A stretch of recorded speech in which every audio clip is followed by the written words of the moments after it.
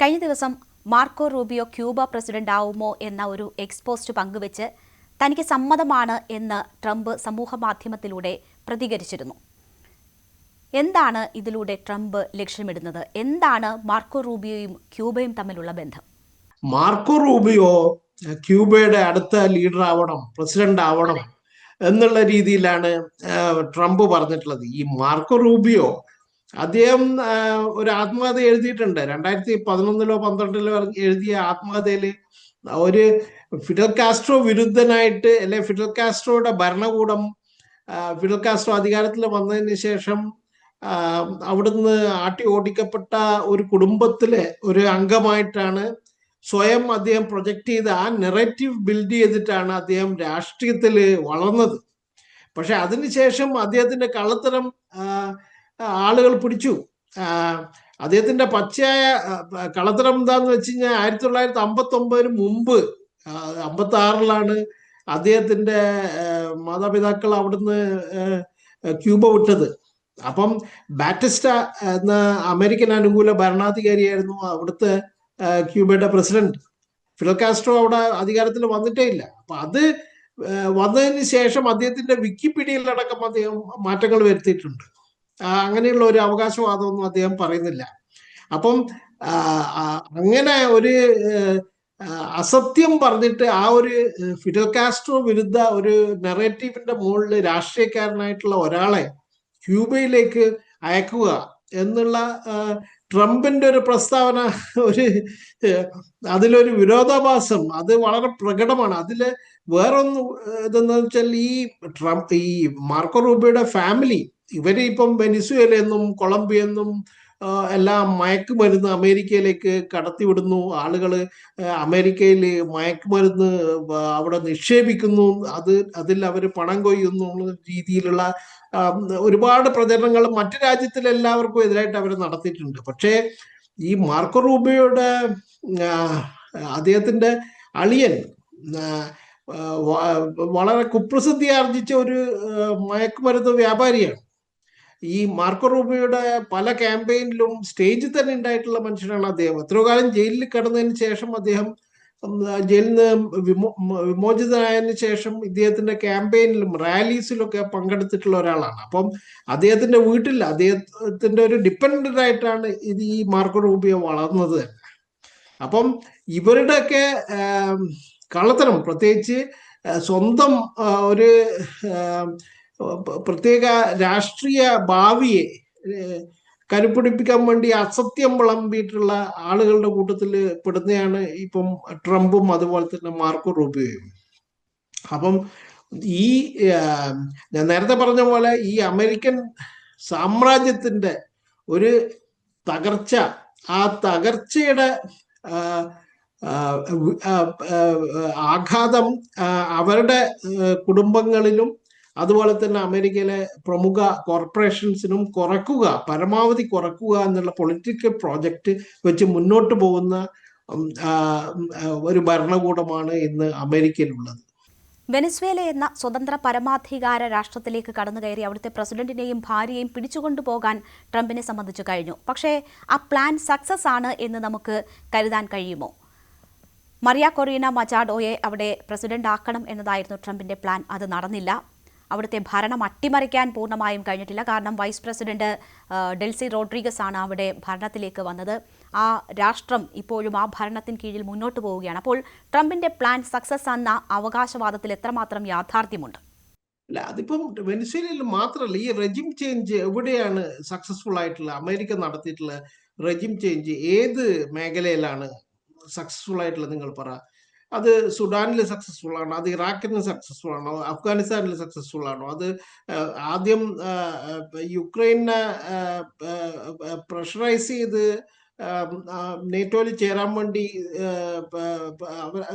യുക്രൈനെ pressurise ചെയ്ത വിഭാഗങ്ങൾ, അതിൽ അമേരിക്ക ഉണ്ടല്ലോ, ആ രാജ്യങ്ങളിൽ അമേരിക്ക ഉണ്ടല്ലോ. ഇതിലൊന്നും ഈ റെജിം ചേഞ്ച് ഓപ്പറേഷൻസ് എവിടെയും സക്സസ്ഫുൾ ആണ്. പിന്നെ വെനിസ്വേലയിലെ, പ്രത്യേകിച്ച് ഞാൻ ആ രാജ്യത്ത് ഞാൻ സഞ്ചരിച്ചിട്ടില്ല, പക്ഷെ അവിടെയുള്ള പല ആളുകളോടും സംസാരിച്ചപ്പോൾ മനസ്സിലാക്കാൻ പറ്റിയെന്ന് പറഞ്ഞു കഴിഞ്ഞാൽ അവിടെ ഒരു പരിധിക്കപ്പുറം ഇവർക്ക് കിഡ്നാപ്പ് ചെയ്യുക എന്നതൊഴിച്ച് ശക്തമായ രീതിയിൽ ഒരു ഇടപെടൽ നടത്താൻ ഒരു മിലിറ്ററി സക്സസ് ഒന്നും അവിടെ ഉണ്ടായിട്ടില്ല എന്നാണ് എനിക്ക് മനസ്സിലാക്കാൻ പറ്റിയിട്ടുള്ളത്. വെനസ്വേലയിലെ ഭരണ പരാജയമാണ് യഥാർത്ഥത്തിൽ ഈ അവസ്ഥകളിലേക്ക് സാഹചര്യങ്ങളെ എത്തിച്ചത്. അമേരിക്കയുടെ ഈ കടന്നുകയറ്റം അവിടെ തെരുവിൽ ജനങ്ങൾ ആഘോഷമാക്കുകയായിരുന്നു. അപ്പോൾ ഭരണപരാജയം എന്നതിലെ വസ്തുതകൾ എത്രമാത്രമാണ്? അങ്ങനെ ഒരു ഭരണപരാജയമുണ്ടെങ്കിൽ അതിനുള്ള യഥാർത്ഥ കാരണങ്ങൾ എന്താണ്? ഇതില് നമ്മളിപ്പം ഇറാനും അമേരിക്കയും തമ്മിലുള്ള യുദ്ധം എന്ന് പറഞ്ഞാൽ ഈ അടുത്ത് നടന്നതല്ലേ ഉള്ളൂ. അമേരിക്കയല്ലേ അങ്ങോട്ട് ആക്രമിച്ചത്. അപ്പോ തിരിച്ച് അത് പ്രത്യേകിച്ച് ഇസ്രയേലിന് വേണ്ടി അമേരിക്ക നടത്തിയ യുദ്ധമാണെന്നുള്ളത് നമ്മൾക്ക് എല്ലാവർക്കും അറിയാവുന്ന ഒരു വസ്തുതയാണ്. അത് മാത്രമല്ല, ഞാൻ ഈ ഇസ്രയേലിന്റെ കാര്യം പറയുമ്പോൾ വെനസ്വേലയുടെ കാര്യം കൂടി പറയും. കാര്യം ഇസ്രയേൽ എന്ന് പറഞ്ഞാൽ അവിടെ ഓയിലൊന്നും ഇല്ലാത്ത രാജ്യമാണ്. അവരുടെ പ്രധാനപ്പെട്ട സപ്ലൈസ് അവര് ഇപ്പൊ റഷ്യക്കെതിരായിട്ടുള്ള സാങ്ഷൻസ് ഉള്ളത് കൊണ്ട് തന്നെ അവരുടെ വലിയ സപ്ലൈസ് എന്ന് പറഞ്ഞാൽ ടർക്കിയും അതുപോലെ അസർബൈജാൻ, അവിടെയൊന്നും അതിനൊന്നും സ്ഥിരതയില്ല. അപ്പൊ ആ ഒരു ഈ പ്രത്യേകിച്ച് ഹെവി ക്രൂഡ്, അപ്പൊ സ്ഥിരതയുള്ള ഒരു സ്റ്റേബിൾ ആയിട്ടുള്ള ഒരു സപ്ലയർ കിട്ടാൻ വേണ്ടി കൂടി ആണ് ഈ വെനിസ്വേല, ഇസ്രായേലിന് കിട്ടാൻ വേണ്ടിയിട്ട് കൂടിയാണ് വെനിസ്വേലക്കെതിരായിട്ടുള്ള ആക്രമണം എന്ന് പറയുന്നത് എത്രയോ പൊളിറ്റിക്കൽ കമന്റേറ്റേഴ്സ് ഉണ്ട്. പിന്നെ ഈ ഇറാൻ എന്ന് പറഞ്ഞു കഴിഞ്ഞാൽ ഇറാൻ വേറെ രാജ്യങ്ങളെ കയറി ആക്രമിച്ചിട്ടൊന്നുമില്ല.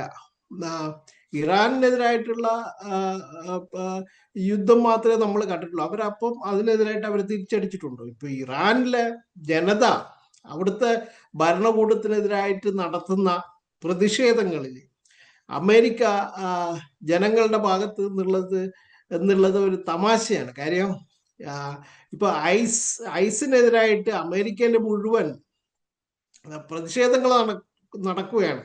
അതിനെ അടിച്ചമർത്താനാണ് ട്രംപ് ശ്രമിക്കുന്നത്. അവിടെ ഇറാൻ വന്ന് ട്രംപ് അവിടുത്തെ പ്രതിഷേധങ്ങൾ അടിച്ചമർത്തി കഴിഞ്ഞാൽ നമ്മൾ നിങ്ങളെ ബോംബിടുന്നു ഇറാൻ പറയുന്നില്ലല്ലോ. അത് ഒരു രാജ്യത്തിന്റെ ഒരു പരമാധികാരത്തിന്റെ പ്രശ്നമാണ്. ഗ്രീൻലൻഡ് സ്വന്തമാക്കാൻ എല്ലാ വിധത്തിലും ട്രംപ് ശ്രമങ്ങൾ നടത്തി വരികയാണ്. എല്ലാ നീക്കങ്ങളും ശക്തമാക്കിയിരിക്കുകയാണ് ട്രംപ്. അതിൽ ചൈനയുടെയും റഷ്യയുടെയും മേഖലയിലെ ആധിപത്യമാണ് ഒരു കാരണമായി ചൂണ്ടിക്കാട്ടുന്നത്. അത് സുരക്ഷാ പ്രശ്നമാണ് എന്ന് ട്രംപ് പറയുന്നു. അപ്പോൾ എന്താണ് ഗ്രീൻലൻഡിന്റെ കാര്യത്തിൽ ട്രംപിന്റെ ലക്ഷ്യം? അതിനെ ചൂണ്ടിക്കാട്ടുന്ന കാരണങ്ങളിൽ എന്തെങ്കിലും യാഥാർത്ഥ്യമുണ്ടോ? ഗ്രീൻലാൻഡിനെ പറ്റി പറയുന്നത് അവിടെ റഷ്യ അമേരിക്കയ്ക്ക് ഒരു എക്സിസ്റ്റൻഷ്യൽ ത്രെറ്റ് ആണെന്ന് പറയുന്നത്. അത് എത്രമാത്രം തെറ്റായ ഒരു വാദമാണ്. അങ്ങനെയാണെങ്കിൽ ഓൾറെഡി അവിടെ ഗ്രീൻലാൻഡിൽ അമേരിക്കക്ക് അവരുടെ മിലിറ്ററി ബേസ് ഉണ്ട്. അവിടെ എത്ര ആളെ വേണമെങ്കിലും അവർക്ക് ഇരുത്താം. രണ്ടാമത് അങ്ങനെ ഒരു എക്സിസ്റ്റൻഷ്യൽ ത്രെറ്റാണ് നേറ്റോ അടക്കമുള്ള അമേരിക്കൻ ഒരു രാജ്യങ്ങൾക്ക് ഈ റഷ്യ എങ്കിൽ ഉക്രൈനില് റഷ്യ പ്രത്യേകിച്ച് ട്രംപിന്റെ പോളിസി ഇതുപോലെ ആവില്ലല്ലോ. പ്രത്യേകിച്ച് അവിടെ യുക്രൈനില് യുദ്ധം നിർത്തണം എന്നുള്ള ഒരു രീതിയിലേക്കാണ് ട്രംപ് പോകുന്നത്. അതിന് അനുകൂലമല്ല. യൂറോപ്യൻ രാജ്യങ്ങൾ അത് തുടരണം എന്നാണ്. അപ്പം അവരുടെ ഇതുപോലുള്ള വാദങ്ങൾക്കൊന്നും വലിയ അർത്ഥമേ ഇല്ല. അത് യഥാർത്ഥത്തിൽ ഞാൻ നേരത്തെ പറഞ്ഞതുപോലെ ഈ തകർന്നുകൊണ്ടിരിക്കുന്ന അമേരിക്കൻ എംപയറിൽ ആ തകർച്ചയുടെ വീഴ്ച വളരെയധികം ആർക്ക് വേണ്ടിയിട്ട്, ജനങ്ങൾക്ക് വേണ്ടിയിട്ടില്ല, ട്രംപിന്റെ ഫാമിലിക്ക് വേണ്ടിയും അവിടുത്തെ വലിയ കോർപ്പറേഷൻസിനും ആ തകർച്ചയുടെ ആഘാതം കുറച്ചു കൊടുക്കാൻ വേണ്ടിയുള്ള ഒരു ശ്രമമാണ് ട്രംപിന്റെ പൊളിറ്റിക്കൽ പ്രോജക്റ്റ്. ആ പൊളിറ്റിക്കൽ പ്രോജക്റ്റ് കൃത്യമായിട്ട് മനസ്സിലാക്കിയില്ലെങ്കിൽ ട്രംപ് രാവിലെ എഴുതുന്ന സംഭവങ്ങളൊന്നും നമുക്ക് കൃത്യമായിട്ട് മനസ്സിലാവില്ല.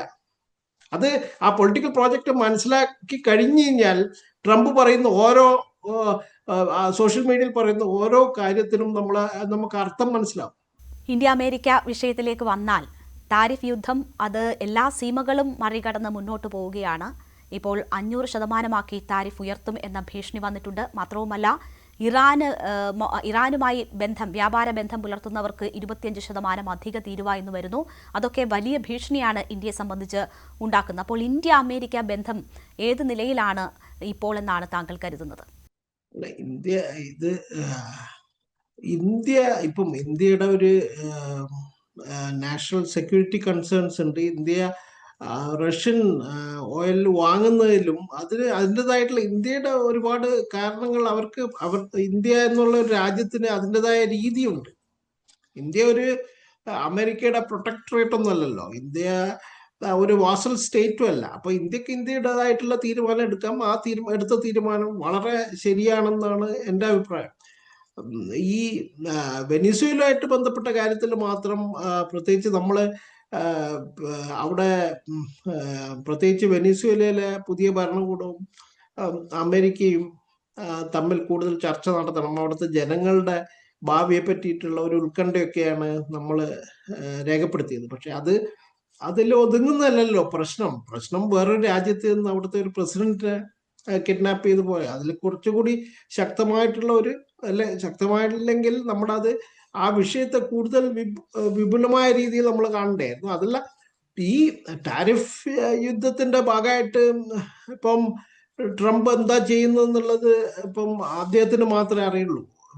അങ്ങനെ പ്രത്യാശക്ക് വക നൽകുന്ന ഒന്നും ഇന്ത്യയെ പറ്റിയിട്ടുള്ള അദ്ദേഹത്തിന്റെ കമന്റുകളിൽ നിന്ന് നമുക്ക് അടുത്ത കാലത്തൊന്നും കാണാൻ വേണ്ടി പറ്റിയിട്ടില്ല. അത് നിരാശാജനകമായിട്ടുള്ള ഒരു സംഭവമാണ്. അത് വളരെ ഇന്ത്യയും അമേരിക്കയും തമ്മിലുള്ള ബന്ധം നമ്മൾ ഒരു 2 വർഷം മുമ്പോ 3 വർഷം മുമ്പോ വളരെയധികം മുന്നോട്ട് പോകുമെന്ന് പ്രതീക്ഷിച്ചതിന്റെ നേരെ വിപരീതമായിട്ട് അത് പുറകോട്ട് പോവുകയാണ് ചെയ്യുന്നതെന്നുള്ള ഒരു സത്യമാണ് നമ്മുടെ മുന്നിലുള്ളത്.